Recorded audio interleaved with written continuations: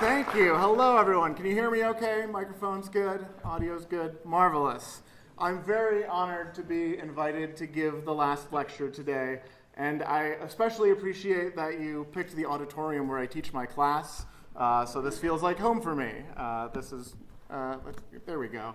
It normally looks like this in the spring semester. I'm wearing my lucky red blazer, which I wear for the first day of class in the spring and the last day of class. So it's wonderful to see it filled in the fall semester, because normally I'm not teaching in the fall, and I really appreciate all of you coming out to join me today.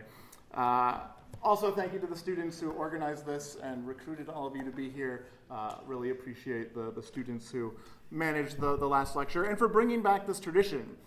I've been attending last lectures for quite some time. I've gone to many of the past ones, and that makes it even more special to be here today and invited to do it. Just to reiterate, this is not my actual last lecture, I hope. As far as I know, it is not. I do give a lot of lectures, and I do plan to teach my class in the spring semester. Just to give you an idea of the number of lectures I give around campus, I've given over 500 in the last 5 years on different topics, mostly related to Cornell and Cornell history. This is actually 513 since 2020. You can see there were a lot of webinars in 2020 there. Fiscal year 2021. But I do have a lot of lectures booked for next spring, so I hope this is not my actual last lecture. But being invited to give a last lecture is an intimidating thing, to think about how do I condense down all of those 500 lectures into some wisdom for you who are spending this cold evening with me tonight. So that's a challenge. I actually attended my first last lecture all the way back in 2001. Which was a while ago now. I was actually in high school at the time, and I came to campus and went to a last lecture, and that's because my dad was giving it. And my dad's here tonight. So shout out to him. My dad taught on the faculty for about 40 years at Cornell and was invited to give his last lecture in 2001 by student leaders on campus. And so it was neat for me to get to go to that in 2001 and now be invited to do this today. But I had to reflect on the fact that he was 16 years older when he gave his lecture than I am today. So presumably had 16 years more wisdom to share. Maybe was a little more qualified than I am, but I'll do my best. I should also add that anything you learn from me today, I probably was taught by my parents. And so I'm very grateful to have my parents here today, my mom joining me as well as my brother and partner and a set of friends and former students and colleagues. So I appreciate all of you being here as well.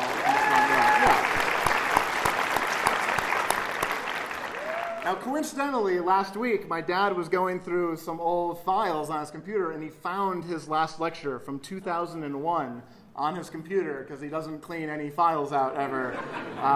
And so he found his slides. You'd be surprised to hear that PowerPoint really has not evolved at all since 2001. So I loaded up his slides to get an idea of what messages did he have to give in his last lecture. Thought it'd be worth looking at maybe what his conclusions were. So here were his conclusions. You get a twofer today. You're getting two for the price of one. You get to hear what his conclusions were in the last lecture he gave in 2001. My father taught communication in the Department of Communication, taught public speaking and presentation, taught business ethics.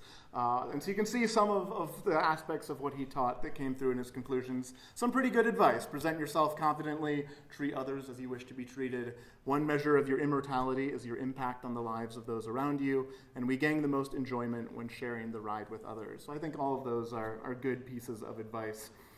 Now, a last lecture feels like an opportunity to give advice. That seems to be the natural direction most people go to provide some wisdom when asked to give a last lecture. So I thought a lot about what I wanted to bestow upon you in terms of lessons or advice. And I reflected on all of the last lectures that I've attended over the years. And it's a pretty intimidating list of people when you look at some of the individuals asked to give last lectures. Distinguished faculty, university presidents, some of my role models. In fact, both of the people who wrote my letters of recommendation for grad school, I attended their last lectures over the last 15 years or so. So you can see some of the key messages or bits of wisdom from the last lectures that stand out in my mind that I've attended. And so I was going through these. I've attended probably about a dozen of them over the years. and some real Cornell legends here. And some of them were able to speak about their experiences with personal hardship, for instance. Professor Ron Ehrenberg and Dr. Renee Alexander, for instance, have experienced some really difficult personal hardship, and so they were able to draw upon that for their lectures. And I'm very privileged to have not experienced some of the things they had, so I couldn't draw upon that for my lecture. I thought about Professor Tom Rutledge's lecture that he gave back in 2012, someone who brought joy and exuberance to the classroom, and his message was, do what makes you happy. And sadly, he passed away in 2020 riding his bike, which was something that made him happy. So that was a sobering reflection, thinking about the message I learned from him and the past few years. And so it's a difficult thing to think about condensing down all of my material into one lecture. But the one last lecture that stood out the most to me is the one from 2014 by Susan Murphy. Do any of you know Susan Murphy? A few hands here and there. Okay, the older folks in the crowd here. Susan Murphy was what Ryan Lombardi is now. She was the vice president in charge of student life at Cornell when I was an undergraduate at Cornell. Was a mentor and role model for me, someone who really almost universally respected and appreciated for her impact on students and her care for students. And she gave a last lecture, which was around when she was retiring from Cornell. So it was literally a last lecture, sort of farewell. And her lecture was about gratitude. It was about saying thanks and being appreciative, and not just feeling gratitude and not just reflecting on gratitude, but about expressing it, sharing gratitude with others. And it really stood out to me. It was one that stuck with me, actually, because of her. Every Thanksgiving, I sit down and think about the people that I'm grateful for, the people who I appreciate in my life, people who have had an impact on me in the past year. And I write gratitude notes to them because of the message I took from Susan Murphy's lecture about the value of expressing gratitude. And so that's a tradition that she created in my life. And now each year I write notes to my friends and coworkers and other people who have had an impact on me. And you would be amazed at the impact that a little thank you can have on others. I think expressing gratitude is really important. Every year, the seniors in my class ask me, what is one piece of advice that you would give us before we graduate? What's one thing we should do? And the number one thing I always say is, think about who helped you get where you are today. Who helped you get through your 4 years at Cornell?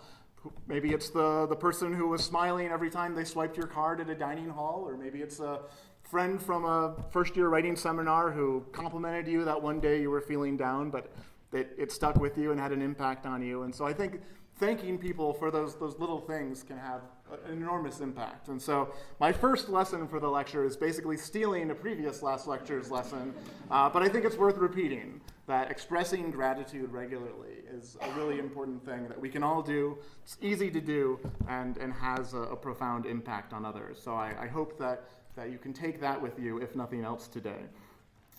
But that didn't get me sort of to my own last lecture message. I can't just steal Susan Murphy's, so I was thinking some more. All right, what else can I talk about for a last lecture? And I was looking at this photo of Susan Murphy giving her last lecture, and I noticed the background of the photo. Who knows where this photo's from? Anyone want to shout it out? Memorial Room in Willard Straight Hall. So a room that I imagine many of you have been in before. Does any of you know what the text behind her is saying? What the story is there? Besides my dad? I see a couple hands maybe. So you've probably seen this, but many of you don't know what it actually is. And so there's a story there that maybe you don't know. And so if you look at it, it's actually some advice. It's very relevant to a last lecture. This is a letter written by Willard Straight that he gave to his son in December of 1917 as he enlisted in the army and sailed for Europe during World War I. And so there's some pretty good wisdom in here. His advice to his son was treat all women with chivalry, respect of your fellows is worth more than their applause, understand and sympathize with those who are less fortunate than you are, make up your own mind, but respect the opinions of others. Don't think a thing right or wrong because someone tells you so. Think it out for yourself, guided by the advice of those whom you respect. And hold your head high and keep your mind open. You can always learn. So I think pretty good advice from Willard Straight to his son. And so you probably have never taken the time to read that, most of you. And it's worth interrogating it a little further, maybe. So maybe you take the time to notice it, you read it. Anyone know why Willard Straight was writing this letter? So part of it was that he was sailing for Europe for World War I. But part of it was also that Willard Straight had been orphaned at a young age. And he was concerned about his youngest son also being orphaned if Willard Straight went away to war and didn't return. Willard Straight's father died when he was 6. His mother died when he was 10. And Willard Straight was thinking about this. This shaped who he was, and that was why he wanted to write down his wisdom to pass along to the next generation so it would be preserved. He wanted his children to have something to remember him by. And he was wise to do so. He actually died almost exactly 1 year after writing this letter. He was in Paris preparing for the American delegation at the peace talks at the close of World War I and contracted influenza from the influenza epidemic or pandemic in 1918 and died of pneumonia due to complications from the flu. And so was not able to return back to his family. And this letter really did become an important piece of his legacy for his children. And so you could interrogate this a little further and ask maybe, what happened to the son who received it? What's the story behind that? The youngest son of Willard Straight, Michael Whitney Straight, went on to become a publisher, the deputy director of the National Endowment for the Arts, a speechwriter for President Franklin Delano Roosevelt, and a confessed spy for the Russian KGB. But that's an entirely different story. So there's a story behind everything here. And so, you probably think of Willard Straight due to his impact with Willard Straight Hall. It's a name you probably recognize or familiar with. And before Willard Straight died, he asked his widow, Dorothy, he asked her to do such, quote, to do such thing or things for Cornell University as she may think more fitting and useful to make the same a more human place. And so Willard Straight wanted his wife to make Cornell a more human place.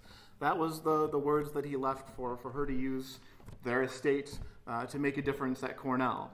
And keep in mind, at the time, Cornell had very few dedicated community spaces, very few places without an academic purpose. We had classrooms, we had lecture halls, but there weren't really community spaces for the university. And that's why she ends up working with the university to create Willard Straight Hall, to create community. Willard Straight had recognized that the university wasn't doing much to help students' lives outside the classroom. And so Dorothy works with the university leadership to see this vision through and creates Willard Straight Hall as a place for the Cornell community to gather together with no academic purpose. And so that's the legacy of Willard Straight Hall. And all that only scratches the surface of Willard Straight's story. There's a lot more to his story. He's a fascinating character. The man and the building both have stories behind them. But we learned all of that just by looking at this one plaque in the background of a photo, reading that inscription and asking some questions about where it came from. What's the story that it tells? What's the story behind it? And so one of my messages that I want to leave you with today is that you should think about the countless stories that are all around wherever you are, all around this campus, but anywhere else that you might visit. There's a story behind everything if you just stop and notice the historic plaques, notice the names on a building, notice the stained glass window somewhere, whatever it might be. There's a story behind it, and it's worth learning about, and it can teach you things about the place you are and maybe teach you things about yourself as well. And so the next message I want to leave you with is the value of learning about where you are. That's why I teach a class about Cornell history each year, because I think it's really important to learn about where you are, and I think it can shape one's experience and enrich one's experience to have a better sense of that. So stop and read those plaques, read those historic markers when you're traveling. Everywhere has a story, and maybe some good lessons too, like the letter from Willard Straight. And these stories are everywhere. So for instance, you're leaving Willard Straight Hall and you look across the Hope Plaza and there's a bench there. Does anyone know what that bench across from Willard Straight Hall is all about? I see a few hands here and there, maybe. Maybe you've sat on it at some point. You've probably looked at it or seen it at some point in your life.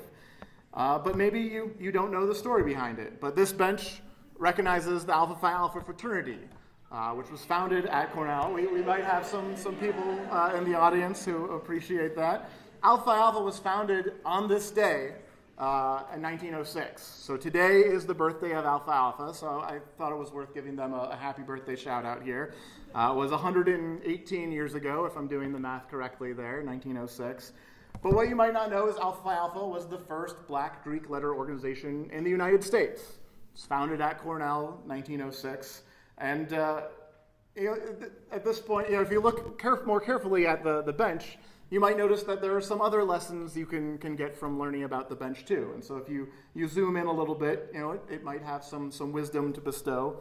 For instance, the bench has the motto of Alpha Alpha written on it. And so let's look a little bit at the text wrapping around the back and learn about the Alpha Alpha motto. So first of all, servants of all, we shall transcend all.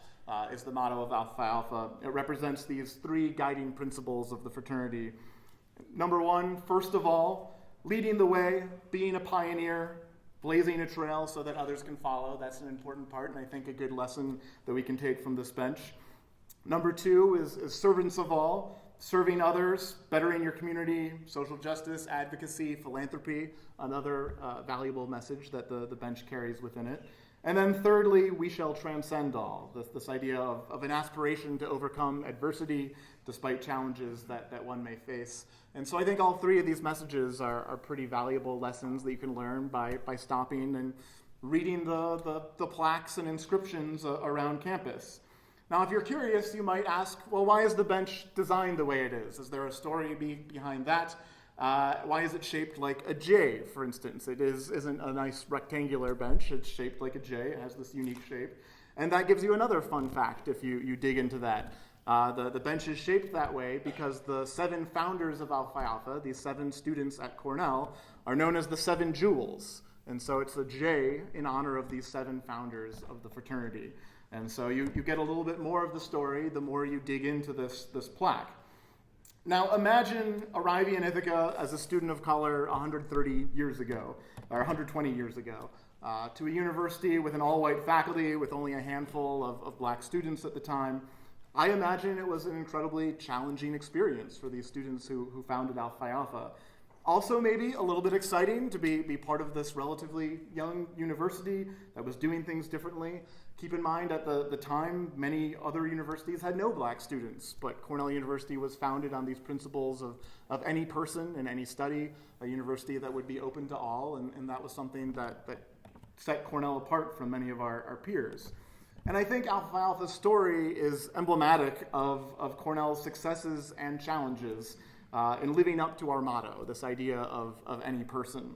Yes, Cornell has historically been more diverse than many of our peers. We were admitting students of color really from the start, women from the start, long before most of the Ivy League was admitting women. But diversity doesn't necessarily mean inclusion. So we have these positives, but we also have these negatives. Many students of color faced exclusion on campus and in many cases had to form their own organizations because of that. Had to form their own communities because they were being excluded by other communities.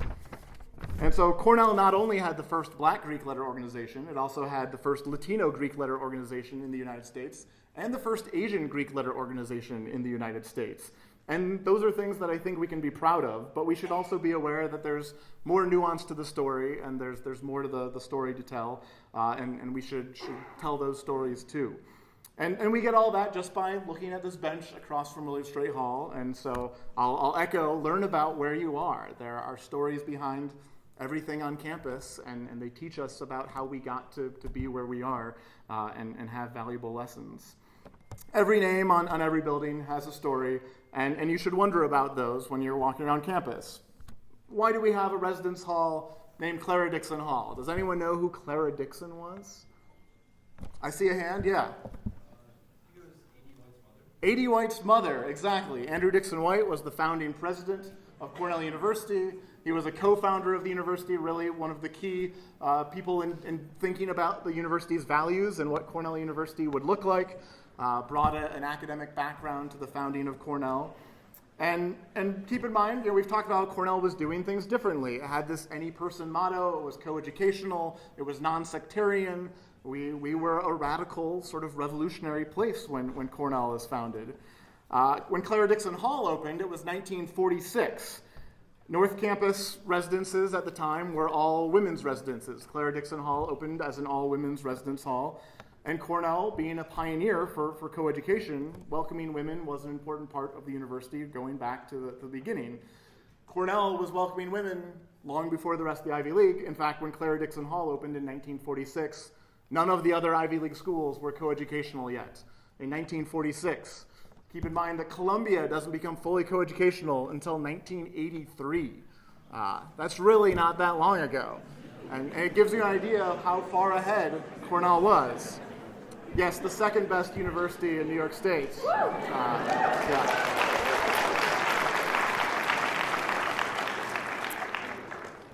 So a woman named Clara Dixon likely had some influence on the fact that Cornell was coeducational from the start, because she was Andrew Dixon White's mom. And Andrew Dixon White, being a smart man, listened to his mother.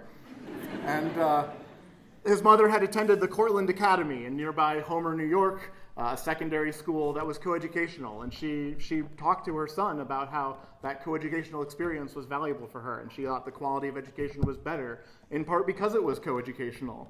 And encouraged Andrew Dixon White to think about that as he tackled this new experimental institution that became Cornell University. And the story is that when White told her about his vision for Cornell University, for a radical new university open to all, coeducational and sectarian, she replied, "I'm not so sure about your other ideas, but as to the admission of women, you are right." And White listened to her, and Cornell was coeducational. And so I'll throw in a little lesson here that you should listen to your mother. That's an important thing to do. Of course, I always listen to my mother. She might feel otherwise, but a good piece of advice. But it also, another reiteration of learn about where you are, that there's stories behind everything. Now, in fact, there's a lot of great research about the value in learning about where you are. And I'll just cherry pick a few academic studies that give you a little bit of this idea. So learning local history can increase place attachment, civic engagement, and social trust. Those seem like pretty good things to me. Place attachment can boost well-being, self-esteem, meaning, and belonging. The more you feel connected to a place, to a community, the better your life will be, the better your well-being and esteem is. People with high place attachment are more likely to take action to protect their community, to become civically engaged. Also pretty good things to get involved and engaged in your community. People with high place attachment have better and more extended relationships with their neighbors, greater trust in others. I think greater trust in others is another pretty valuable thing we should all be thinking about. And local history projects can foster empathy and inclusion. And so basically all of this is why I do what I do at Cornell. This research, these sort of reasons are basically the story behind why I've given 500 plus lectures over the last 5 years on different aspects of Cornell history. I think they address some of the critical issues that we face as a society: isolation, depression, lack of empathy, lack of community, civic engagement. I think they all connect back to our sense of place and our sense of community, and to local history, and that includes the history of your university, where you're spending your time. Learning about where we are, learning about a place, and the good and the bad helps us feel like we belong. And so I think that is an important lesson to take from this. And so it goes back to the reason why I teach my class. This research is the justification for why I created the class that I teach. Now, it might surprise you to learn that my job actually has nothing to do with any of this. My job at Cornell is not university historian. My job is not a faculty job or a lecturer job. I just made that up and started doing it, and people started asking me to do it more. And it is not my day job at Cornell. It is not what I get paid for, despite the fact that most people think that's what I get paid for. I don't. And so I thought it was worth mentioning, sort of tying this into what my actual job is at Cornell as well. My actual office is downtown in a building that you might not know has Cornell offices. This is the Seneca Place building where the Hilton Hotel is, just off the Commons. Used to be a Starbucks in that first level there. But this is where I've worked for most of the last 15 years or so at this point, in Alumni Affairs and Development, one of the divisions of Cornell. And in reflecting on the values that I wanted to talk about in today's presentation, I couldn't help but think about how my day job ties into that as well, not just my made-up job talking about history. My roles at Cornell in Alumni Affairs and Development have tied into alumni engagement and fundraising, are two of the things that I've worked in for most of the last 15 years. And at its core, the work that I do is about creating community, fostering philanthropy, and I do that because I think Cornell is a positive force in the world. I think that the impact that Cornell University has on its students and on others with its research is valuable and important, and that's why I try to create community and foster philanthropy. And there wouldn't be any Cornell University without the philanthropy of Ezra Cornell, if Ezra Cornell didn't care about philanthropy and community as well. Ezra is someone who didn't come from wealth, came from a very poor family. He and his family were really barely making it by for much of his life. And when he makes his fortune in the telegraph industry, he thinks about how he can give back to others, what he can do with this fortune to serve others, to help others, how he can serve his community. And I think he has a really wonderful expression of his philosophy on philanthropy. It's one of my favorite quotes from Ezra, and he's a very quotable guy. But he writes in a journal in 1864, 1 year before Cornell is founded, that my greatest care now is how to spend this large income, to do the most good to those who are properly dependent on me, to the poor and to posterity.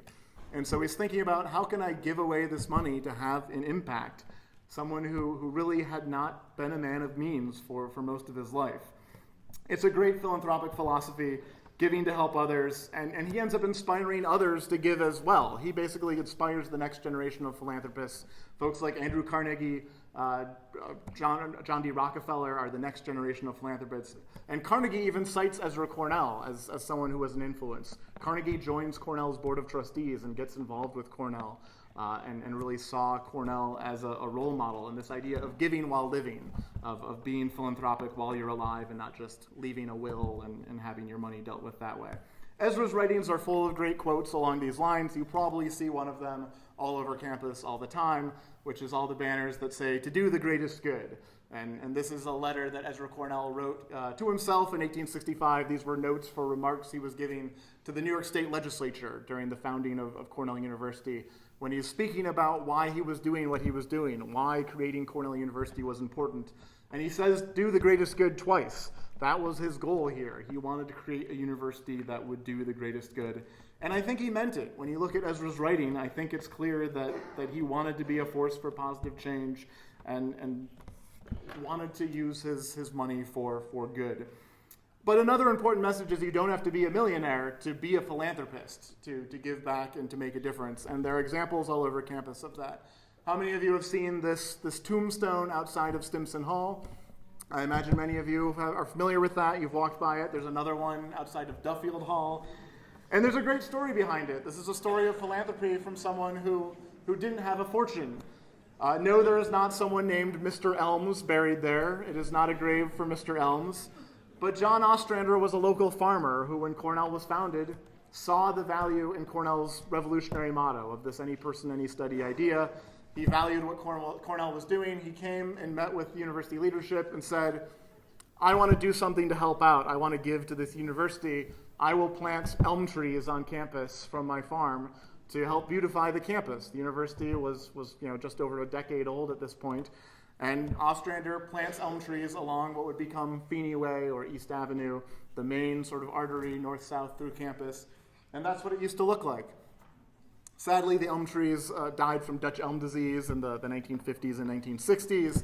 We no longer have the beautiful trees overarching the roads on campus. But we did for nearly a century, or for many decades at least, thanks to John Ostrander and his impact of making a gift to Cornell in that way. And that's why we have these two stone markers to memorialize John Ostrander's impact. Another example is an example of Hu Shi. Hu Shi, class of 1914, was an early student at Cornell, part of an influx of Chinese students around the turn of the century who came to Cornell, who ends up having an enormous impact after graduation. But there's one particular story that I appreciate about him. And when he was a sophomore at Cornell, he used the library regularly. He saw the value of Cornell's library resources, And he realized that the library had minimal material related to China or Asia as a whole. And he decided that he should do something about it. And so this sophomore rallies a group of Chinese students, his classmates, and students across the different levels at Cornell, people from all 4 class years at the time. And they collect books related to China that they feel should be in the Cornell Library. And he writes a letter to the university librarian and says, if this is going to be a world-class library, you need to have a collection that students from all over can connect to. And you need material. If Cornell is going to be a global university, you need to have a library that reflects that. And he wrote to the librarian and said, as long as Cornell has Chinese students, this collection, I believe, will increase every year. It is our great pleasure to see the library of this university become one of the greatest college libraries in America, and it is also our duty to do our best to help the library grow. And he and his friends gave 300 books to the library to really create the beginning of Cornell's Asia collections.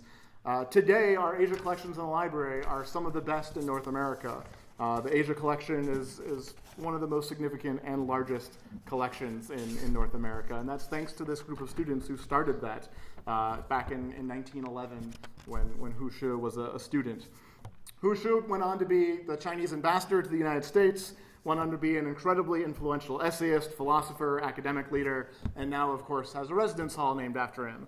And if you happen to have lived there, maybe you took the time to learn about where you are. And so hopefully, those of you who have been in the building, ask yourself, who is who? Who is Hu Shi?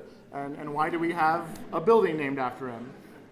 So my lesson here, beyond learn about where you are, is to give. And that doesn't necessarily mean financially, but to give in your lives to others. That you don't have to be, wealthy to be someone who gives. You can make a difference like Hu Shi and his classmates by collecting books. They saw a need and addressed it, and I think that's really important. It's not just about money and donations. People can give their time, volunteer for a cause that you believe in. You can give your talent. Use your skills to help others in a way that you have a unique skill or ability to help. You can give your treasure, which is the money, financial aspect of it. You can give to the organizations that share your values. And you can give your testimony. You can be an ambassador for those organizations. You can advocate for others. And I think giving in any of those ways is really important to being a successful person. And so I think that's a really important lesson also that I would leave you with. Give in whatever way makes sense for you. Anyone can be a philanthropist, and I think we all should be in different ways. And collective action has an enormous impact as well. Just like Hu Shi, Radley, and the other students, they worked together, and collective action made a difference for the university that he cared about. He recognized their weakness and dealt with it. And since we've talked about benches and we've talked about Hu Shi, it's worth mentioning Cornell's oldest bench and one of my favorite stories associated with it. You've probably walked by the Above All Nations is Humanity bench, which is outside Goldwin Smith Hall. It is the oldest bench on campus. I think it's been cleaned up since this photo was taken and doesn't have the green moss and such on it. But given by Professor Goldwin Smith, who one of the early faculty at Cornell, he donated the bench. It's another good bit of wisdom. Above All Nations is Humanity. Students walk by it every day and maybe absorb a little bit of that. But my favorite story is that Hu Shi would go and sit on this bench when he was a student at Cornell, and he would position himself just right so it said, above all nations is who. and I think it reflects the sense of humor that Hu Shi had, reflected his playful side. And I think having a sense of humor and a playful side is really important for being successful in life. Being able to laugh at yourself is a healthy thing. And I think Cornellians have a particularly good example of someone that helps us laugh at ourselves, and that's Andy Bernard from The Office on NBC. Given my own love for Cornell, you can imagine that sometimes I've been compared to Andy Bernard, a certain Dunder Mifflin employee, favorably or unfavorably, I won't judge, but he also happens to be insecure, buffoonish, mostly incompetent, and so I could maybe take those comparisons unfavorably. I should mention that this photo of him, if you look carefully, my name is on the cover of that issue of Cornell Alumni Magazine. So my history with Andy Bernard runs deep. But I feel like, being able to laugh at yourself is important, and sometimes you just have to embrace it.